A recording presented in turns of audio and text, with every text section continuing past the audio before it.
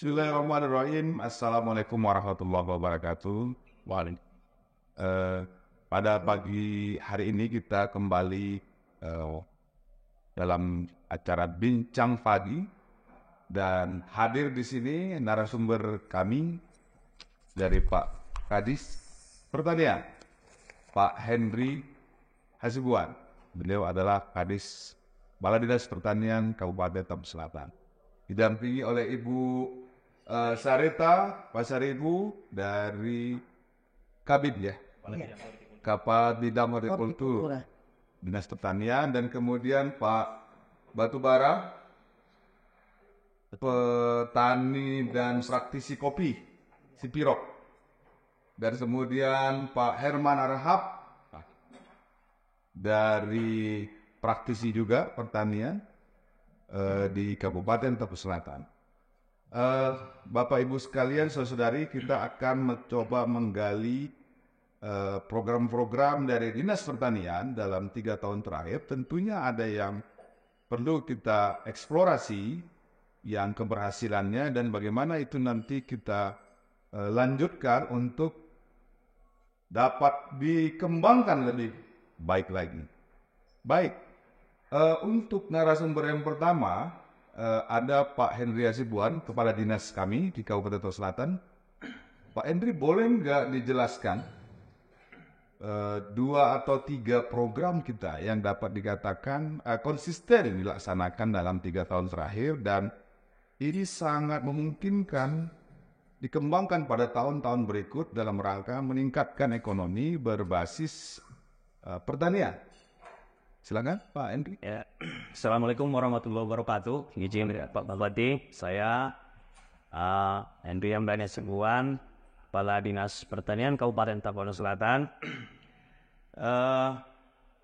Pertama mungkin saya paparkan istilahnya kegiatan kami di bidang pertanian per tahun, di mana pada Dinas Pertanian kita langsung bersentuhan dengan masyarakat ataupun kelompok tani ataupun pelaku usaha, yang mana kita memberikan yang pertama mungkin bantuan mulai dari prasarana pertanian, sarana prasarana pertanian, termasuk dia mungkin bibit, alat-alat pertanian yang rutin kita bantu petani kita di Kabupaten Tambun Selatan, terutama karena kita bergerak di bidang tanaman pangan ataupun daerah kita daerah lumbung pangan, di mana tiap tahunnya kita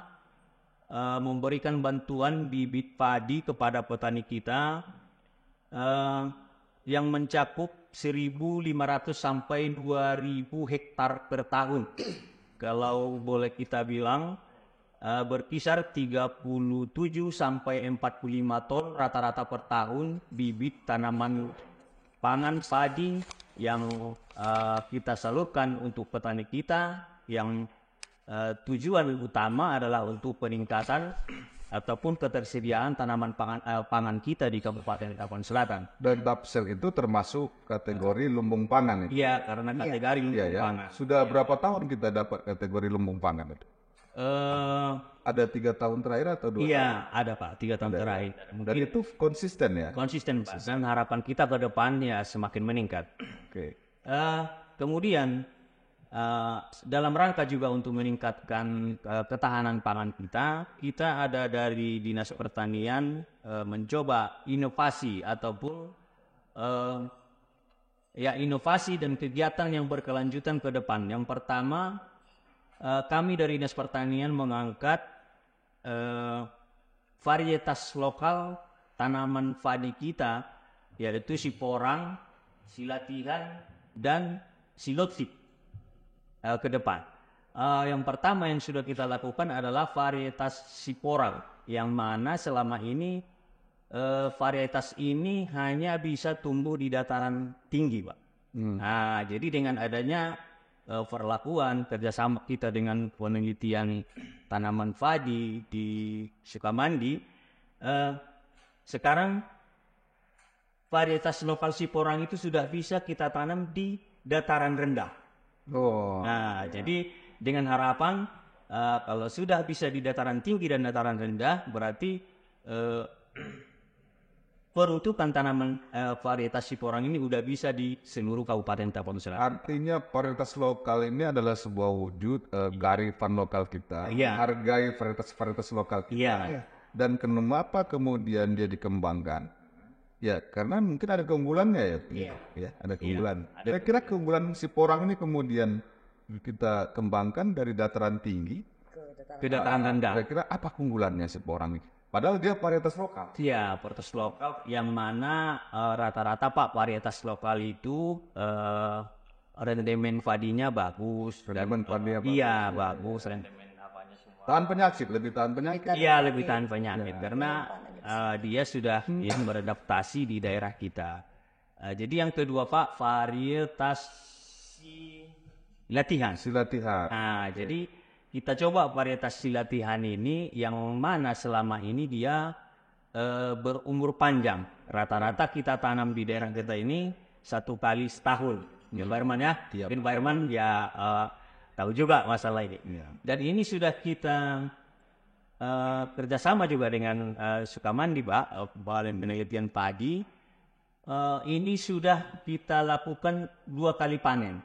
Jadi dengan adanya penyiaran, kita bawa hasil panen dari sini ke Sukamandi, kita perkirakan 6 kali lagi panen kita Pak. Itu kita laksanakan di Spirok. Di Spirok, di daerah Sarogodung. Kira-kira 6 kali panen lagi, varietas silatihan ini dari umur panjang, ini akan menjadi umur pendek Pak, umur genjang. Oh iya, umur pendek. Jadi, kita harapkan nanti varietas silatihan ini sudah bisa jadi IP2 Pak Herman ya, untuk per tahunnya Pak. Jadi dengan adanya harapannya berapa dari normalnya dia berapa 8 bulan menjadi 4 bulan setengah. Iya, 4 bulan setengah. Iya. Jadi bisa dia 2 kali panen dalam 1 tahun. Jadi otomatis Pak dengan keberhasilan itu nanti kesediaan pangan kita di Kabupaten Tapanuli Selatan insya Allah terpenuhi. Yang satu lagi siapa itu Pak? Si Porang tadi silatihan, satu lagi si. Dan kita silotik Pak. Silotik ini kan khasnya Kecamatan Barancar. Jadi kita akan merambah ke sana yang akhirnya nanti seperti silatihan ini juga Pak. Akhirnya. Jadi untuk sementara ini kita mencoba perlakuan di varietas silotik ini bertanaman ataupun pertumbuhan organik. Nah itu yang kita coba dulu di sana Pak sementara ini. Nah, jadi pertanaman organik untuk tanaman varietas lokal kita silotik yang ada di Kecamatan Barancar. Ya, ini adalah menarik karena paparan ini menyatakan, menegaskan dalam sebuah program bahwa walaupun kita sudah berhasil menjadikan takjil dan pangan dalam 3 tahun terakhir dan insya Allah ke depan, tapi ternyata Dinas Pertanian itu melihat varietas-varietas lokal. Iya, varietas lokal yang kita angkat menjadi varietas unggul lokal nasional. Nasional. Ini dapat dikatakan sudah menuju penghormatan kepada varietas lokal. Iya. Jadi tidak tergantung dari luar-luar gitu ya. Sudah menatap ke depan ini nampaknya ya. Jadi yang sudah berhasil di sini Pak Bupati yang sudah berhasil jadi varietas lokal unggul nasional adalah varietas Siporang. Oh, jadi didapatkan di unggul nasional. Bukan unggul di kita aja ya. Bukan unggul di kita aja. Udah unggul nasional. Nah, ini menarik sekali. Ya. Baik, ya itu yang pertama Pak ya. Yang kira-kira yang kedua apa yang perlu kita tingkatkan ke depan atau sudah berjalan lagi? Di samping inovasi kita Pak dan bantuan mungkin yang memang secara rutin ataupun kita laksanakan terhadap petani kita. Jadi untuk tahun ini saya mencoba untuk menyentuh SDM-nya Pak. SDM-nya Kak. Kenapa? Karena menurut hemat saya di mana pelaku petani ataupun petani kita yang pertama mungkin harus kita rubah mindset yang selama ini orang itu berpikir pertanian itu secara apa istilahnya Pak?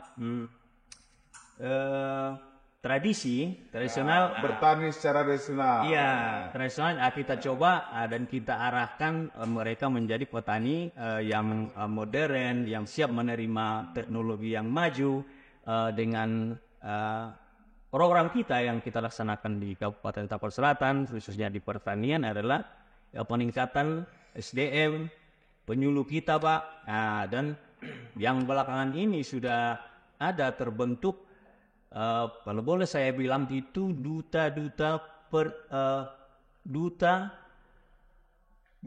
untuk pertanian masa depan, yaitu petani aktor milenial yang pada saat ini sudah beranggotakan 30 yang sudah dikukuhkan oleh Pak Bupati Doni Basaribu.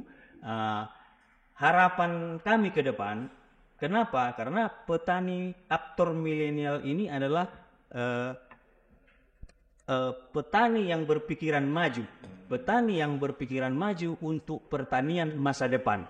Jadi kami harap di samping adanya penyuluh pertanian kami yang sudah kami latih untuk bergerak di masyarakat, ada juga terbentuk petani aktor milenial, yaitu kerjasama dengan PT AR dan Bapeltan Jambi.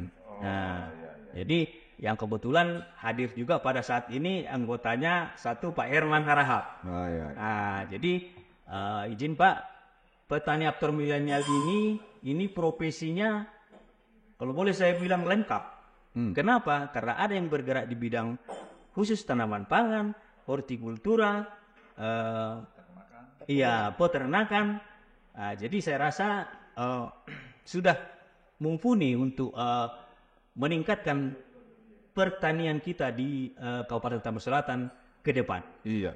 Jadi persoalan SDM ini sudah ditatap juga menjadi hal yang sangat penting. Sangat urgen Pak. Dalam rangka melakukan transformasi pemikiran dari petani tradisional. Bismillah kutanam. Iya. Habis itu tinggalkan. Iya. Terus panen apa adanya, alhamdulillah. Jadi ke depan itu petani itu harus lebih modern. Berpikiran maju. Dan ini sudah bukan hanya tahun ini, sudah tahun-tahun sebelumnya. Iya, sudah kita laksanakan. Inilah bentuk antisipasi kita dalam mempertahankan ketahanan pangan dan Pak. Sebenarnya ini bukan hanya untuk padi-padi, untuk semua sektor, untuk semua sektor, Pak. Komoditi ya. Komoditi. Oke. Dan ini akan terus ya? Iya. Ini jalan terus Pak, sesuai dengan kemampuan daerah, dan kami juga tidak bosannya untuk istilahnya meraup anggaran dari provinsi dan anggaran dari pusat dan bekerja sama juga dengan private sector. Jadi bukan hanya miliknya dinas pertanian, tapi dinas pertanian merasa harus melibatkan semua stakeholder ya Pak. Ini yang solusi jadinya ini ya. Solusi menjadi rasa tanggung jawab bersama untuk menatap pertanian modern ke depan. Baik, kalau bisa berikutnya apa kira-kira Pak yang bisa kita? Saya rasa kalau untuk di samping tanaman pangan mungkin tanaman keras gitu apa yang menjadi perhatian dari hortikultura itu sangat berpotensi untuk kita kembangkan di Tapal Selatan, karena untuk tanaman horti ini banyak lokasi ataupun daerah yang memang pas untuk tanaman hortikultura. Contohnya Sipiro, Kecamatan Marancar, Angkola Timur pada umumnya. Jadi ini yang udaranya relatif dingin lah ya. Iya. Sesuai dengan kegiatan kita dari Dinas Pertanian ini banyak kita kembangkan Pak, mulai dari cabai, bawang merah, durian, karena durian itu juga termasuk tanaman horti Pak. Durian tanaman horti. Iya, tanaman horti itu Pak. Iya. Kok bisa begitu itu Pak? Memang dia termasuk tanaman buah-buahan. Iya. Tanaman buah ya. Ambil buah ya. Biarpun dia berumur panjang, tidak umur menjadi, dia masuk kategori tanaman hortikultura, termasuk juga salah. Nah, jadi itu juga kita laksanakan Pak, dan kita juga melibatkan stakeholder yang lain ataupun pihak-pihak swasta, masuk dengan penangkar kita, penangkar bibit untuk tanaman keras, untuk tanam. Karena dana pemerintah memang terbatas, Iya. dan kita harus mempunyai formulasi melibatkan semua pihak. Iya, Pak. Nah, jadi mungkin itu udah kita laksanakan dan sampai saat ini kita juga sudah ada penangkar bawang kita untuk kebutuhan bibit bawang di Kabupaten Tapan Selatan. Dan mungkin ke depan Pak yang sebenarnya yang perlu kita antisipasi adalah Kalau bawang itu, bawang merah, bawang putih, cabai itu kan termasuk tanaman deflasi ya, deflasi. Iya. Iya, ada polisi. Iya ya, itu tetap terus ya. Jalan terus karena itu bisa menurunkan inflasi kita. Inflasi. Nah, iya, iya, Pak. Nah, jadi mungkin Pak kalau yang ke depan mungkin itu yang bisa kita laksanakan ya, nanti juga termasuk juga salak karena yang mana tanaman salak ini itu juga udah kita laksanakan bantuan untuk tanaman salak. Ini salak sidimpuan katanya. Ditanam di Tapsel tapi yang dapat nama salak sidimpuan. Iya kan?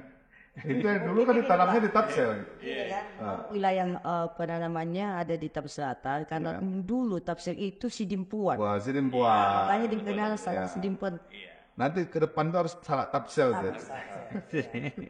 Sidimpuan suruh nanam salak aja juga. Kita kan juga ada sudah mulai masalah kopi-kopi. Masyarakat indikasi geografis kopi Arabica Sipirok itu kan sudah dapat surat keputusan dari Kementerian Hukum dan HAM. Ini bagaimana prospektusnya, Pak? Ya, Ibu Sarita, saya geser ke Ibu Sarita. Bagaimana prospek kopi kita? Kalau kita lihat ya dalam kurun waktu sejak saya dulu 2017 sudah berapa tahun itu? 7 tahun ya Pak ya. 7 tahun sekitar itu ya. Prospek untuk pengembangan kopi ini saya lihat sudah meningkat. Sudah meningkat kita lihat dari banyaknya keinginan atau ambisi masyarakat itu untuk bertanam kopi. Di mana pemasarannya pun sudah kita pasarkan baik melalui dengan kita timbulkan pelaku-pelaku usaha atau yang dalam sehari-harinya kita adanya kafe-kafe seperti pelaku usaha dari Pak Batubara. Ini kita sudah dampingi sejak dulu dan terbukti kopi kita itu cita rasanya dan aromanya tetap digemari masyarakat dan di luar Tapan Selatan. Termasuk kategori bagus lah ya. Kategori bagus. Itu sudah pernah diuji cobakan di lembaga-lembaga penguji kopi ya? Sudah dengan adanya festival-festival kopi Pak. Oh iya. Ya, kita ikuti bersama. Dan rutin di Tapan Selatan setiap tahun kita mengadakan festival kopi. Di kita saja ya? Iya, di kita saja. Itu menjadi program tetap ya? Itu kopi kita, karena kan penonton kita ini bukan hanya dari Tapsel. Dari luar Tapsel juga. Dari 15 kecamatan, di kecamatan apa saja yang kita akan kembangkan? Izin Pak Kades, sesuai dengan sifat atau morfologi kopi ini, kita melihat dari dulu dari saraf tumbuhnya itu. Jadi untuk yang cocok sudah kita pernah kita buat jonasinya dulu di 6 kecamatan. 6 kecamatan. Spirok, Ampela Timur, Aceh, SDOL, Aikbilah, dan Merancar. Tetapi setelah kami adakan sesudah keluar dulu dari Kemenhukam dengan MPG, ternyata bisa kami kembangkan juga di Ampela Barat. Oh gitu ya. Ampela Barat. Karena Ampela Barat itu kan daerah Salak itu ya. Daerah Salak. Ternyata bisa juga di situ kopi ya. Oke, itu kopi kan ada kopi Arabica dan ada kopi Robusta kalau varietasnya. Tetap di 6 itu masih bisa ya? Masih bisa. Masih bisa. Jadi kalau Tapsel sendiri, dulunya ini kan lebih banyak kopi Robusta ya, kopi yang tinggi-tinggi, lebar daun-daunnya. Sekarang ini trennya kemana ini? Apakah kita masih pertahankan Robusta? Atau kita yang terlihat itu masyarakat lebih ke Arabica atau masih imbang? Kalau saya lihat ya asumsi masyarakat itu ke Arabica. Arabica trennya ya? Iya trennya. Tetapi untuk izin Pak Kades untuk kedepannya kita tidak maksudnya haruslah kita juga kembangkan dengan kopi Robusta itu. Jadi kita tidak meninggalkan Robusta. Tidak meninggalkan Robusta. Kenapa? Kalau untuk Kenapa itu? Kenapa itu? Robusta ini kan itu penikmatnya itu kan atau peminumnya itu Iya. mulai dari kalangan menengah ke bawah atau orang-orang yang berumur 30-an ke atas. Kalau Arabica ini kan dia pemuda. Oh, gitu trennya ya. Ya, Arabica gitu itu trennya. pemuda, dan Eropa dan Amerika, Jepang lebih suka itu Arabica. Iya, Arabica. Tapi kalau Asia lebih suka Robusta. Iya. Kalau kopi kemasan itu yang dipabrikasi itu kan Robusta ya.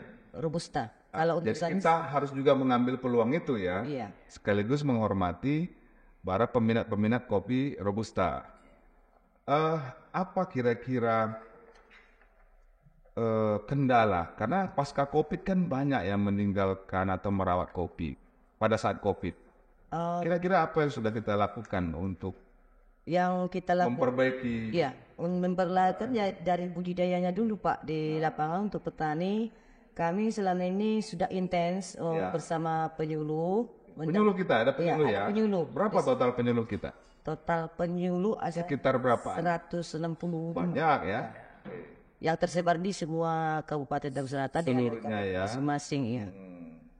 Jadi di sini di 6 kecamatan tadi kami sudah intens bersama penyuluh untuk merawat tanaman padi yang ujungnya untuk peningkatan produksi. Oke. Produksi. Berarti ke arah produksi. Iya. Karena sebenarnya sudah ada. Sudah ada. Cuma kalau di masa COVID ini kebanyakan masyarakat meninggalkan dan harganya turun. Jadi kita bukan lagi ekspansi perluasan lahan, tapi merawat yang sudah ada. Ya, merawat yang sudah. Ada, oke. Baik, terima kasih Bu Sarita. Ini ada juga Pak Herman di sini, ada Pak Batubaran sebagai pelaku. Saya tanya kemana dulu nih? Ini sama-sama jagoan kopi nih, ya kan? Jagoan kopi nih. Cuman saya tanya ke Pak Batubara dulu, karena yang saya ketahui Pak Batubara ini juga bukan hanya bertani kopi, tapi mengolah kopi mulai dari memanen, pasca panen, ya sampai menyeduh lah begitu. Gimana pendapat para penikmat kopi? Ini bukan peminum kopi Pak ya, kan itu ada peminum kopi, di atasnya ada penikmat kopi, di atasnya lagi ada seniman minuman kopi ya kan. Jadi pengalaman Pak Batubara di dalam melayani permintaan keluar, ini gimana komentar-komentar mereka dan apa yang harus kita lakukan? Silakan Pak Batubara. Ini mereknya apa tuh kemarin? Batu kopi. Batu kopi ya. Ini iklan bagus sih. Batu kopi. Miliknya Pak Batubara. Silakan Pak. Ya. Bagaimana pendapat? Kasih. Ya. Jadi kalau kita cerita kopi sebetulnya panjang ceritanya kan gitu. Iya. Tapi kita mulai dari dinas dulu lah ya. Sebelum kita ceritain tentang Bapak Dada itu. Sebetulnya untuk berapa tahun belakangan ini kopi nggak tersentuh kalau menurut saya. Ada 3 tahun belakangan lah ya. Itu terbukti dari yang Bapak bilang tadi, dari COVID ya. Jadi banyak pengunjung tertinggal. Tertinggal akibat COVID ya. Itu sudah panen gitu. Dan hasilnya sudah lumayan lah ya. Tapi karena sebetulnya pengaruh di harga waktu COVID ya. COVID ya. Dari kopi itu bisa drastis sekali itu lebih. Daripada saat itu sebelum COVID berapa puluh ribu. Itu dari 45.000 Pada saat COVID turun ke 12.000. 12.000. Drastis. Drastis ya. Ya. Jadi kalau ininya sih untuk Bapak Dinas Pertanian bisalah kita benahin lagi kalau menurut saya. Iya. Dari yang lama pun kita benahi, ini sudah lebih cepat ya untuk mendongkrak lagi. Tapi ini ya, untuk kopi kita, kopi Arabica Sirup ini untuk saat ini ya, kualitas maksudnya bisa kita pertahankan. Tapi di kuantitas ini amburadul. Kalau kualitas kopi kita dengan kondisi tanah kita bagus. Ya. Hanya saja kemampuan panen kita berapa ton gitu ya. Dan setelah kita Ini dalam rangka memenuhi permintaan di luar ya. setelah kita jual kualitas, ini kan sudah berjalan nih. Iya. Tapi setelah ada kualitas ini banyak permintaan. Permintaan untuk kopi Arabica Sirup itu melonjak tinggi. Tapi ya dari keluhan petani-petani kemarin itu kita tidak bisa berbenah lagi gitu. Dari yang tadinya dia mencapai 100 kilo per minggu, udah dapat 20 kilo, sudah jatuh katanya. Tapi Pak Batubara masih optimis kalau ini terus berkembang ya? Kalau saya optimis Pak, Karena permintaannya banyak. banyak sekali. Itu nggak bisa kita tutup. Kira-kira apa sih kata orang luar itu keunggulan kopi kita ini dibandingkan Kalau kopi keunggulan- Kiri, kopi Brastagi gitu atau kopi tetangga Tapanuli Utara? Apa kopi sirop? Kalau dari konsumen kita yang sering coba, Iya. itu kopi sirop aromanya dan karamel Karamel itu aroma. keluar. Setelah di karamel keluar tuh. Atau karena Pak Batubara aja mau menambahkan karamel? Enggak ya? Enggak ya? Enggak ada rekayasa orang Enggak. gitu ya? Asli itu ya? Asli dan rempahnya ini, Rempahnya. rempah. Maksudnya kopi kita ada rempahnya ini maksudnya gimana? Itulah saya tidak tahu juga itu entah dari tanah kita atau dari apa kita. Saya sedikit menambah ya. Ya. Kopi itu kan sangat dia sangat berpengaruh pertumbuhannya terhadap lingkungan dia.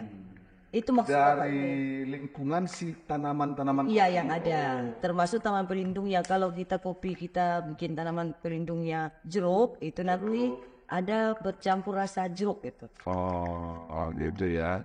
Iya, gitu maksud Bapak ini karena kita kan. Manis gitu Iya. ya. Jadi kalau ada saya syarat Pak ya, yang untuk kita kan sekali petani dan pedagang gitu ya. Iya, iya. Ini bagaimana caranya kebun kopi ini bisa menghasilkan dari tanaman lain di sini. Seperti kita kerjakan, kalau kita ambil jeruk manis, jeruk keprok spirok ini kan, kita kan dia kan numbuhnya nggak tepat-tepat tertentu sama seperti kopi arabica kan gitu ya. Iya. Itu bagaimana caranya untuk mendapatkan bibit, tapi dia dengan apa namanya? Okulasi. Iya, iya. Dan biar bisa mengejar tuh. Kalau kita main di apa? Bening. Ada bibit. Dari biji, ya, kita main manual lah istilahnya ya. Ini bisa mencapai 10 tahun. Tapi saya dengar cerita, saya belum pernah lihat sih, tapi udah ada kata yang berhasil dengan tempelan apa tadi kan? Okulasi, dia 4 tahun bisa berbuah. Itu kan salah satu penyangga ekonomi juga kalau kita tanam dia di kebun kopi itu. Oh, jadi maksud Pak Batu itu ke depan itu karena ada komen ya, komen dari penikmat kopi Sipirok dari luar bahwa kita lebih aromatik, lebih rempah dari istilah Bapak itu. Bagaimana ke depan program pengembangan perluasan lahan kopi atau perbaikan kopi disertai dengan jeruk, tanaman jeruk yang memang tidak boleh dipisahkan dia, kan gitu ya. Karena itu ada- Kalau kita ada bantuan tanaman selain jeruk dan sebagainya itu dia bersamaan dia, sehingga menjadi saling mengisi di antara taman kopi kita. Itu maksudnya ya. Iya. Oke. Dan kalau kopi tidak panen kan buah. Dari segi apa bisnis perkebunan tanamannya, kalau kopi lagi rendah, buah jeruk bisa kita panen dan sebagainya. Dan kan banyak juga Pak tanaman ini yang tanaman pelindung itu yang merusak kopi.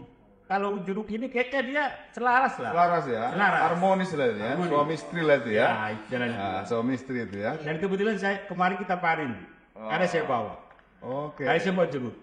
Itu kombinasinya berapa banyak itu kalau ada 1 hektar 1000 tanaman kopi? Berapa idealnya jeruk?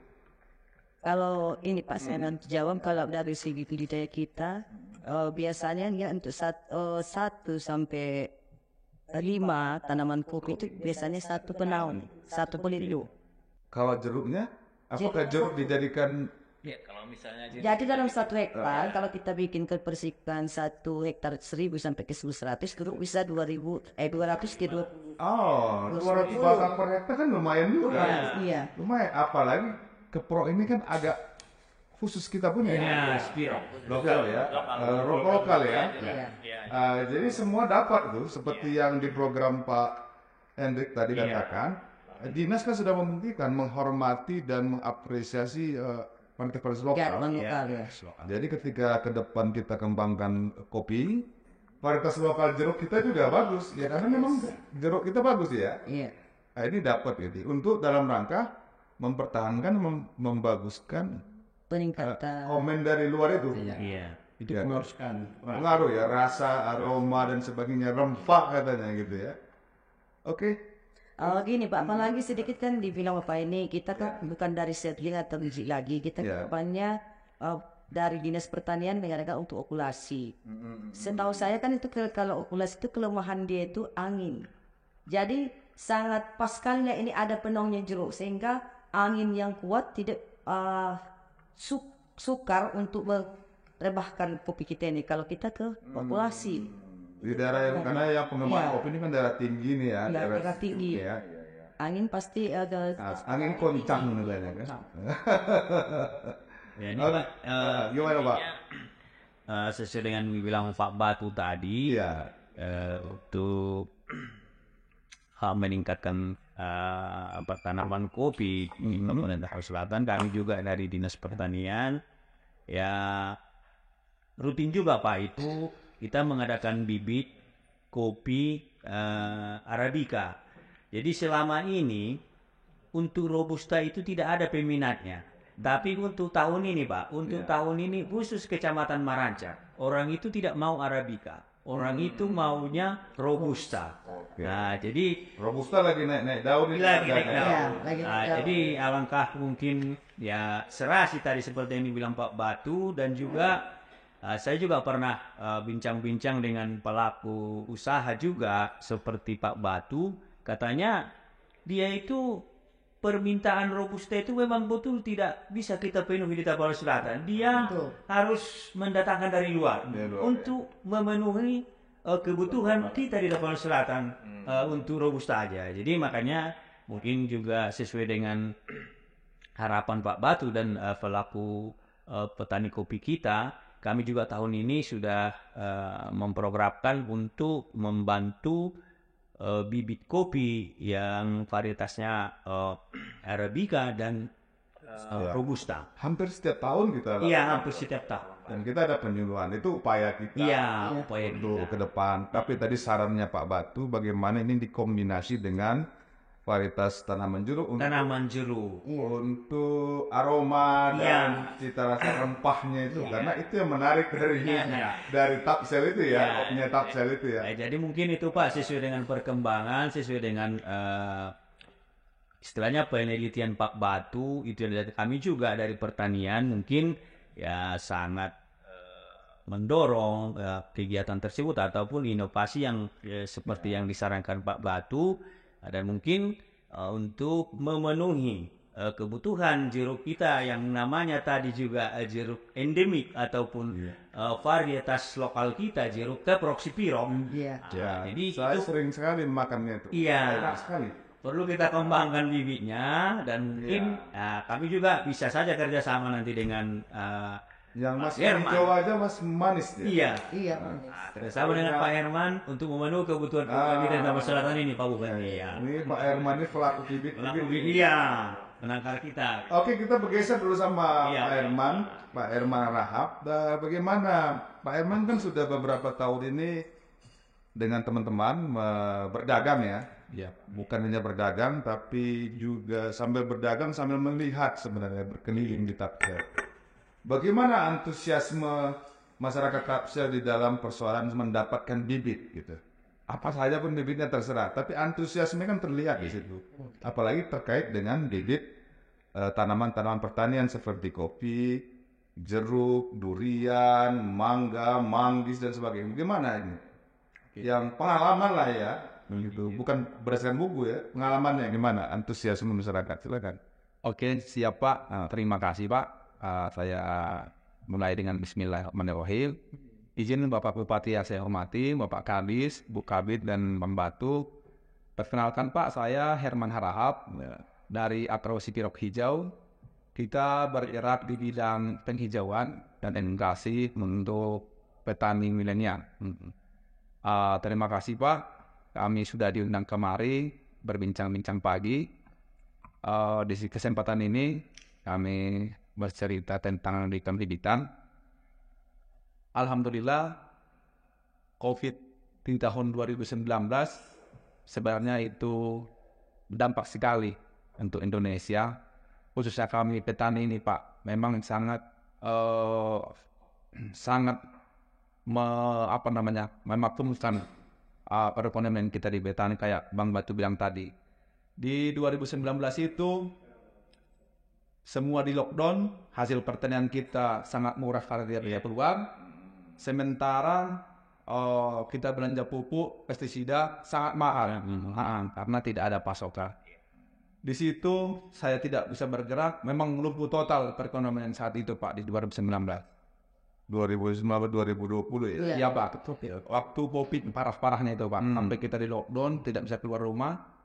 Di situ saya berpikir, Padahal kita dekat-dekat gunung ya? dekat gunung. Tetap juga gak banyak Bukan di zonasi. Karena kita harus mematuhi peraturan peraturan. Ada patuh pada peraturan itu Pak. Walaupun tinggal di gunung, tetap aja nggak keluar rumah. Oke. Jadi di kesempatan itu seperti Bapak bilang, kita di gunung, masa kita dibatasi? Ya kalau kita dibatasi di halayak ramai ya kita pergi ke gunung. Tapi orang taat peraturan. Taat peraturan. Iya. Kita taat peraturan, tidak mengunjungi halayak ramai, kita ke hutan, ke kebun, Iya. ngurus kebun. Disitulah muncul, ini pasti berlalu. Badai pasti berlalu. Kita harus persiapkan untuk ke depan. Di situ saya berpikir untuk berinovasi, untuk membuat pembibitan. Saya ingat betul di tahun-tahun itu masih sepi, masih apa semua. Alhamdulillah ketemu sama Bapak. Mungkin Bapak lah pelanggan pertama saya. Dan waktu itu sangat memotivasi saya agar semangat. Waktu itu Bapak belanja bibit, saya antarkan. Waktu itu saya masih ragu-ragu minta foto sama Bapak. Waktu itu masih wakil bupati. Pak, saya izin Pak foto untuk apa istilahnya? Olikuan. Iya. Ini Pak untuk apa namanya kalau istilah? Promosi. Atau nak putih? Bukan Pak. Jadi di situ ya saya ingat betul kata Bapak itu. Selagi jengkol di sini masih bisa konjuan. Dan kita tahu sewa artis puluhan juta gitu kan. Saya foto selfie sama Bapak, saya pegang bibit. Alhamdulillah orang kawan-kawan kita petani ya percaya, kita pun makin menyebar. Di saat itu saya selalu minta tolong sama Bapak agar dipromosikan, agar bisa bekerja dengan dinas. Tapi alhamdulillah setelah kepemimpinan Bapak Henry, saya sudah ada bekerja sama untuk pengadaan bibit Pak. Kita patut apresiasi di kepemimpinan Bapak Henry ini membawa perubahan untuk petani. Di kepemimpinan Bapak Henry ini kami membentuk petani milenial, petani muda. Ya, tadi disampaikan Pak Edi. Beliau melihat menatap kebutuhan ke depan. Jadi setelah menatap kebutuhan ke depan, inovasi beliau itu ini selagi beliau mimpin beliau harus mentransformasi dari mindset petani tradisional dengan ke modern. Ya, itu Pak. Jadi saya sependapat dengan Pak Henry. Karena jujur Pak, petani ini di mata masyarakat ini dipandang sebelah mata. Jadi mindset seperti itu kita harus ubah. Kita anak-anak muda ini jangan malu jadi petani. Petani ini keren Pak. Jadi adik-adik kita yang di bawah umur 40 udah tamat kuliah, jangan selalu berpikir harus menjadi pegawai atau menjadi karyawan. Jadi harapan kami kepada adik-adik kami yang kaum milenial, jangan menjadi kaum rebahan mengharap untuk pegawai sendiri. Ayo kita berinovasi. Di pertanian ini banyak peluang bisnis Pak. Dulu Bung Karno menyampaikan petani itu adalah penyangga tatanan Indonesia. Sekarang kita harus ubah. Petani itu harus menjadi pebisnis tangguh Indonesia. Bisnis tangguh Indonesia. Iya. Jadi adik-adik kita ini harus semangat Pak. Iya. Jadi mindset-mindset yang seperti itu yang disampaikan Pak Henry. Kedepannya kita khawatirkan nggak ada yang mau jadi petani. Petani itu adalah pejuang bagi kehidupan ini Pak. Kalau Pak Henry sudah buat program itu, berarti beliau yakin. Iya. Ini jadi pebisnis di sektor pertanian. Kalau enggak, beliau mempertaruhkan jabatannya ini. Kan? Berarti udah yakin dia. Iya Pak. Terus coba. Lanjut kayak ini. Jadi itulah Pak. Di kesempatan ini kita juga patut apresiasi kepada PT AR yang terus mensupport. Ya. Jadi SDM di Tapanuli Selatan ini harus kita ubah. Kita lakukan penerusnya. Jangan sampai petani ini hilang. Nanti kita mau makan apa, Pak? Ini satu sektor yang nggak boleh hilang. Banyak profesi yang nggak dijalankan, nggak ada pengaruh, Pak. Tapi kalau petani nggak boleh hilang. Tempat petani hilang kacau kita, Pak. Mau makan apa kita? Ketahanan terganggu ya. Terganggu ya. Iya. Jadi memang karena kita dianugerahi oleh Allah Subhanahu wa taala, Tuhan Yang Maha Kuasa itu alam ya. Iya, Pak. Nah, bukan hanya sekedar alam, tapi kalau tafsir ini agak lebih dibilang menuju sangat bagus. Karena ada dataran rendah, ada dataran tinggi. Kita dataran tinggi hampir di 6 kecamatan.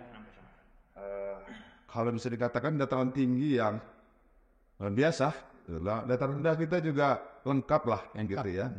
Jadi tadi sampaikan tadi, dan ini tertestimoni sama Pak bahwa programnya Pak Kadis beserta jajaran itu memang rintisannya itu dianggap sangat penting. Dan ini terbukti dari private sector juga oke bekerja sama. Ini dilanjutkan ke depan ya. Harus dilanjutkan. Jadi benar ini programnya Pak Kadis ini. Benar, Pak. Jadi Benar ya. Maksudnya bukan benar nggak ada. Maksudnya benar itu dibutuhkan ke depan. benar sekali, Pak. Karena itu mengingat minat anak-anak muda sekarang untuk bertani itu sangat canggung, Pak. Karena itu tadi kebanyakan dilihat sebelah mata. Jadi mindset ini harus kita ubah. Nah, kita harus berhasil, kita harus jadi pebisnis. Bisnis ya. Iya, Pak. Jadi izin Pak, seperti yang bilang Pak Herman ini memang betul Pak. Istilahnya dalam benak saya pun ya seperti yang dibilang Bu Kabit tadi, PPL saya ada 160 sekian.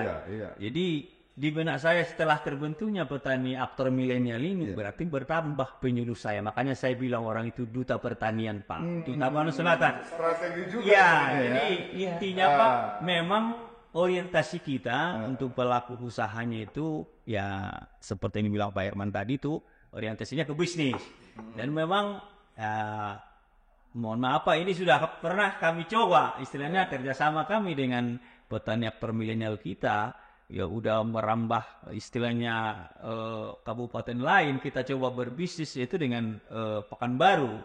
Sudah pernah kita coba tahun kemarin itu, tapi mungkin ya karena ada sesuatu hal yang kurang cun pada saat itu mungkin gagal. Dan harapan kami ke depannya nanti dengan adanya petani aktor milenial kita ini bisa bekerja sama dengan kabupaten-kabupaten lain, pelaku-pelaku usaha yang lain ataupun BUMN-BUMN yang lain, dengan tujuan peningkatan kesejahteraan ataupun ya pada prinsipnya peningkatan kesejahteraan petani kita lah Pak di Kabupaten Tapanuli Selatan. Ibu Kabit, di dalam konteks programatik di dinas kita tentu Ibu yang jadi timnya Pak Henry lah ya. Tentu Ibu juga saya dengar juga sering berkeliling. Berkeliling, berkomunikasi walaupun dengan waktu yang sangat terbatas. Ya. Karena kabupaten kita hampir 75% lebih lah profesinya petani ya. Jadi dengan itu tentu apa kira-kira hambatan yang paling mendasar di dalam penyuluhan itu? Di dalam penyuluhan ya, kita banyak penyuluh. Apa kira-kira hambatan yang paling mendasar? Yang mendasar itu apabila seorang penyuluh ya berangkat yang pertama itu kan kadang cuaca yang kurang bersahabat. Ya, cuaca tidak semua penyuluh kita itu kan punya kendaraan sendiri. Ya, mereka hanya kan naik sepeda motor yang sehingga mengganggu kalau pas mereka ke WKPP masing-masing. Tetapi dengan arti ini bukan hanya dipengaruhi cuaca itu saja. Seorang penyuluh itu kadang dia belum tahu apa fungsi dia. Kadang ya, bukan semua ya. Tidak semua ya. Makanya di sini tugas kami dari dinas untuk mendampingi mereka. Sehingga saya sering keliling Tapanuli Selatan ini. Ya. Dan izin Pak, bisa saya tambahkan, seperti tadi mungkin tahun ini kita banyak peningkatan SDM kita, jadi termasuk juga untuk penyuluh untuk istilahnya dan kelompok tani kita, dan harapan ke depan penyuluh kita ini pun akan kita bagi zonasi, Pak. Akan kita bagi zonasi sesuai dengan latar belakang mereka masing-masing. Oke. Nah, dan satu lagi mungkin Domisili Pak ya. iya domisili. Domisili. Sebagai kendala juga mungkin di mana daerah kita ini dari satu desa ke desa lain itu jauh jarak dari desa satu dengan desa lain jauh. Makanya kalau boleh saya bilang Pak, untuk penyuluh kita di Kabupaten Tapal Selatan masih sangat kita butuhkan. Kenapa? Karena dengan jumlah desa kita yang 200 lebih, dengan penyuluh kita yang 100 sekian, masih ada satu penyuluh itu yang menanggung jawabi 2, 3 sampai 4 desa, Pak. Yang notabene desa ini sangat berjauhan. Nah, jadi mungkin Pak satu kendala ya udah otomatis lah efektivitas kerja mereka itu tidak betul-betul maksimal. Jadi harapan ke depan mungkin dengan adanya nanti program pemerintah penerimaan CPNS dan P3K yang khusus berprofesi ataupun basicnya di bidang pertanian, itu harapan kita Pak, biar kita penuhi penyuluh itu satu per desa. Kalau saya rasa kalau sudah satu per desa dia sudah otomatis, dan kita usahakan nanti dia akan tinggal di daerah itu. Makanya kita bagi zonasi. Jangan pula asalnya dari situ. Kalau sel itu luasnya 400.000 meter persegi, 400.000 kilometer persegi. Itu setelah pemekaran Bu ya. Iya. Nah, sementara penduduk kita juga sekitar yang hidup mulai dari anak-anak, bayi dan sebagainya sekitar 400.000. Berarti satu orang itu sekitar 1 kilometer 1 kilometer. Ya kan begitu. Itu Betapa sangat luasnya antar desa, jauhnya ke dengan desa lain. Iya. Nah, jadi jangan dilihat kalau penyuluh kita ratusan seolah-olah kita udah banyak gitu. Kalau orang yang berputar-putar di situ kan dia bilang banyaknya penyuluh kalian katanya kan gitu.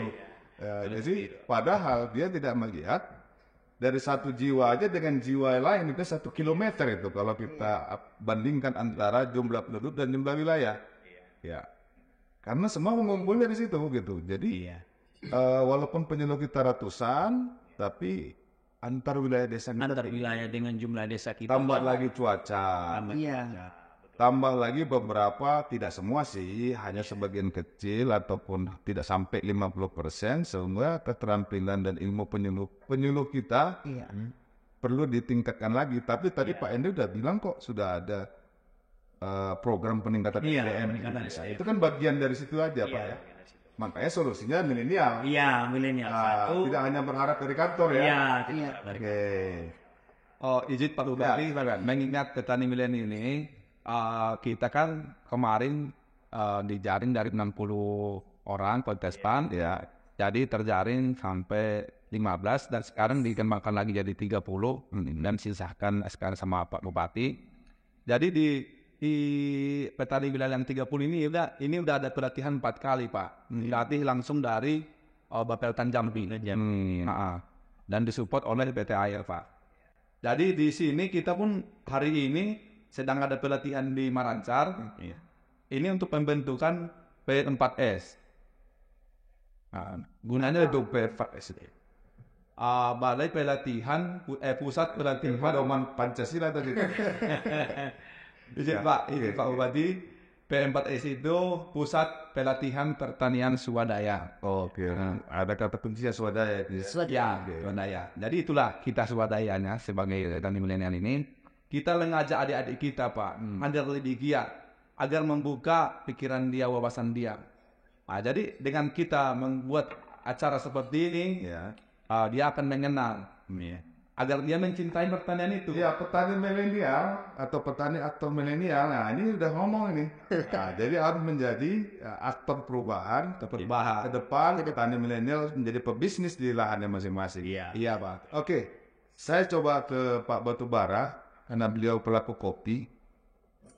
Saya punya data, kita punya kan banyak ini masih ada hutan lindung, nggak boleh kita jadikan kopi. Ya, hutan produksi nggak jadi. Tapi kita punya masih banyak prospek lahan-lahan yang memang untuk dijadikan pengembangan kopi. Terlepas dalam persoalan bergantung kepada dinas, menurut Bapak masih besar nggak potensi lahan kita? Masih. Masih ya. Tanpa mengganggu hutan lindung ya, tanpa mengganggu hutan produksi ya. Masih ya. Karena saya takut kayak sawit sudah diganggu-ganggu oleh luar negeri, katanya sawit kita merambah hutan. Jangan nanti kopi tapsil katanya kopi perusak hutan gitu. Jadi masih ya. Mas, Apa alasannya masih? itu terbukti. Kalau kita melintas di lintasan Setumba ini, sekitar Setumba, Iya. tanah-tanah kos ini masih bagus, Pak. Di pinggir jalan dia tidak harus mengeluarkan kos untuk mengeluarkan hasil dia. Masih baik, Bapak lihat ada. Masih banyak ini. Masih banyak. Itu baru sekitar Tumba. Iya. Ke Arse gimana? Udah sering kan? Minimal sekali setahun ke Arse. Masih banyak juga Pak. Masih, tapi kalau saya rasa untuk saat ini orang yang lebih dominan lah bertanam di sana daripada daerah kita. Di Aceh. Kalau saya lihat dari data-data dia masih di lapangan sih. Orang itu udah giat lah sini. Minum kopi kita di Sipiro atau Tapsil ini masih suka minum mana sukanya? Minum kopi Arabica atau Robusta? Sebetulnya kalau untuk lokal itu robusta. Oh, peminum Tapsil kita justru Robusta ya? Arabica kita lari keluar ya? Iya. Oh iya, coba ceritakan dulu. Jadi kalau kita orang Tapsil ini kan dia dari kecil Pak, dia kan disuguhin robusta. Ada lagi. Oh, dari kecil. Dia udah Robusta disuguhin. ya? Dari dia lahir dia teteskan gerindanya. Itu robusta. Dan karena sebetulnya untuk ekonomi juga sebetulnya. Arabica Bapak tahu sendiri harganya. Iya. Di atas ya kan, menengah ke atas lah istilahnya. Itu Jadi peminum di Tapsil sendiri preferensinya kesukaannya lebih ke Robusta. Jadi sebenarnya Arabica yang dikembangkan bersama oleh seluruh stakeholder dengan pemerintah itu lebih ke arah keluar ya. jarang ya itu bisa biarkan peminum Arabica untuk di Tapsi itu bisa 30%. Karena wacana tentang kopi ini kan dalam 4 tahun 5 tahun terakhir ini kan menjadi perbincangan pasca kopi atau pasca MPIG keluar. Karena dulu Mandailing itu kan lepasan dari kita ya, pemekaran dari Tapsia Kabupaten Mandailing, lalu mereka buat MPIG kopi Mandailing, ya kan? Nah sekarang kita punya paten kopi Sipiro Arabica Sipiro, ya kan? Kalau dulu kan memang dari semuanya yang kita jual kopi Mandailing kan. Nah, kopi Mandailing yang dulu itu sebenarnya kabupatennya Tambora Selatan, tapi karena dia dimekarkan, udahlah kopi Mandailing jadi Kabupaten Mandailing kan begitu. Nah, kita kemudian ada kopi Sipiro. Jadi tradisi masyarakat kita Robusta, jadi orientasi Arabica itu keluarnya adalah Arabica ya. Yakin kita bisa kembangkan ke depan. Yakin? Permintaan banyak. Banyak sekali. Bukan banyak ya, banyak sekali. Banyak sekali. Pak Hendrik, banyak sekali nih. Tanggung jawab ya. Tanggung jawab ya. Ya makanya kita serahkan lagi Pak Dinas. Kita untuk mendapatkan si pelaku petani ini mendapatkan benih yang unggul dan bagus. Iya. Itu yang kita harapkan sebetulnya. Kalau kita main di bibit sembarangan, itu umurnya nggak apa, Pak. Ya dia tidak bertahan lama gitu. Iya. Itu pengaruh sekali. Ya, dan yang jelas Pak Watu, kalau yang namanya sudah dari dinas itu udah hasil seleksi itu semua. Kita juga dari Istilahnya bersertifikat berarti ya Pak? Bersertifikat ya. Baik. Ini kan sebenarnya tanaman hortikultura dengan tanaman keras seperti kopi juga bisa terintegrasi ya. Iya. Bahkan dengan peternakan juga bisa terintegrasi. Maka daerah tinggi kita nggak cocok untuk kambing lah, kedinginan lah kambingnya gitu ya kan. Jadi Bapak, ini kan kita tadi cerita petani yang Bapak bicara tadi pebisnis tangguh Indonesia. Jadi gini, ini tadi yang saya bilang jeruk. Nah, ini jeruk kita ya, Parkes lokal ya, Keprok. Keprok Sipiro. Ini kan per kilo 6 biji udah sekilo itu Pak. 6 biji sudah sekilo. Iya. bisa 5. Lebih dari 1 ons 1 biji. Iya. Jadi kan itu yang saya bilang tadi. Salah satu pendongkrak untuk petani kopi inilah salah satu ini. Karena dia sesuai di alam yang kita ini. Boleh saja dia tanam pokat atau apa, boleh saja. Cuma untuk di daerah kita ini Situmba ini pokat sebetulnya tidak begitu bagus kayak. Macam. Itu Jangos. kalau ini mudah-mudahan ini tanpa ini Pak ya. Maksudnya kenapa saya lebih condong untuk jeruk sebagai opini. Karena ini kan istilahnya untuk hama dia ada apalah.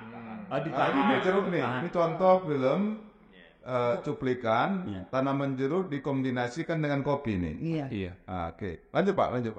Jadi kalau ekonominya, karena dengan bisnis ya, untuk ekonominya, kalau kita punya 50 batang aja Ibu, Bisa 50 kebentuk. batang, kita hitung dia 100 kilo per musim, satu batang. Itu udah 100 kilo. Berat. Sedangkan diurus maksudnya nggak diurus kita secara Iya, intensif atau apa sih? Ya, oke. Kita tinggal satu karung apa aja di situ, dia menghasilkan 100 kilo per musim. Per musim. Satu pokok 2 kali setahun. Coba Itu luar biasa juga. sebetulnya Paling tidak dari jeruk itu dia bisa mensubsidi kebutuhan pupuk iya untuk hama penyakit, gitu ya. bisa lebih dia. Jadi Makanya kalau saya bilang ini jeruk keprok ini 1 juta satu batang bisa saya tahun. Itu ya.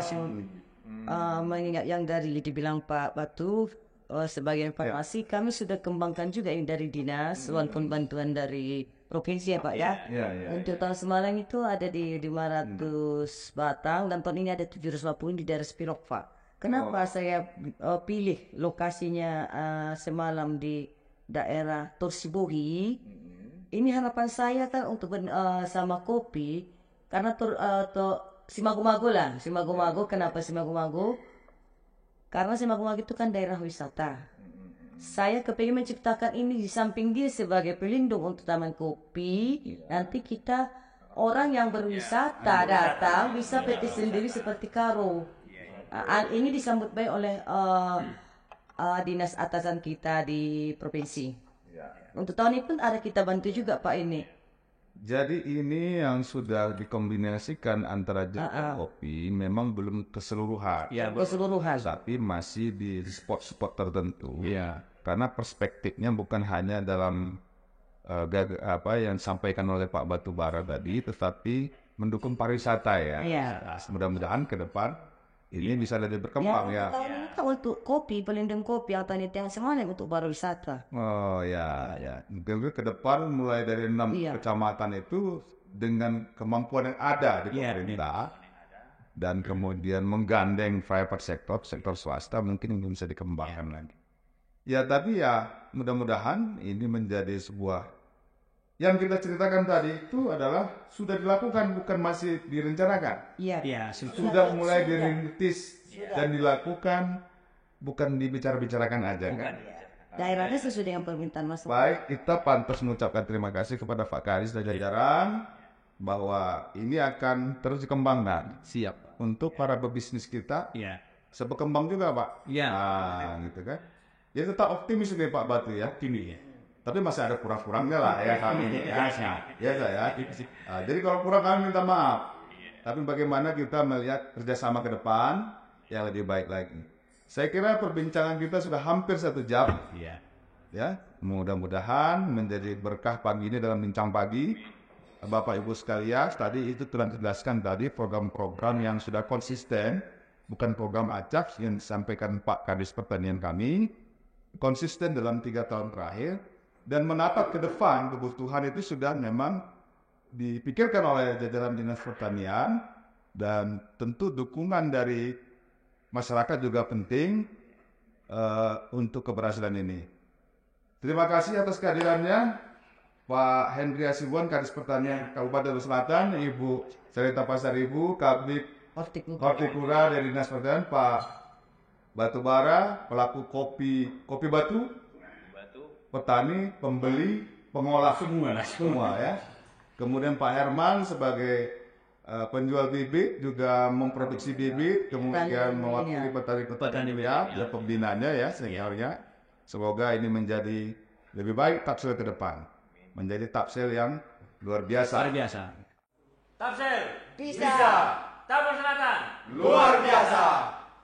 Petani milenial, lancar usahanya, tumbuh generasinya. Demikian bincang pagi pada hari ini dengan narasumber dari Pak Pertanian dan Dinas Pertanian Tapanuli Selatan, dan alhamdulillah sudah kita selesaikan. Saya akhiri dengan billahi taufiq wal hidayah. Wassalamualaikum warahmatullahi wabarakatuh. Waalaikumsalam.